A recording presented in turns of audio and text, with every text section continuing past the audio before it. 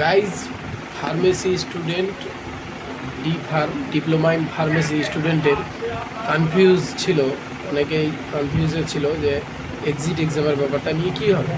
যারা pass out করে গেছেন তারাও চিন্তিত ছিল এবং যারা রানিং পড়াশোনা করছেন তারাও চিন্তিত আছে।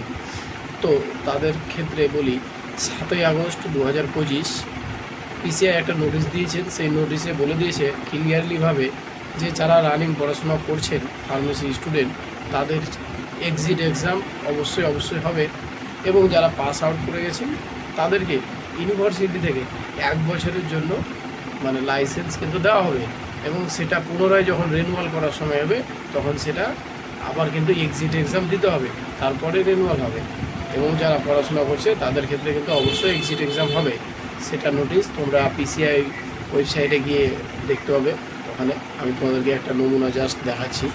এই দেখো, এটা হচ্ছে পিসিআই নোটিশ, এক্সিট এক্সামের ফুল ডিটেলস দেওয়া আছে এখানে ক্লিয়ারলিভাবে। অবশ্যই এক্সিট এক্সাম হবে, তো তোমরা সেইভাবে প্রস্তুত থাকো। Thank you.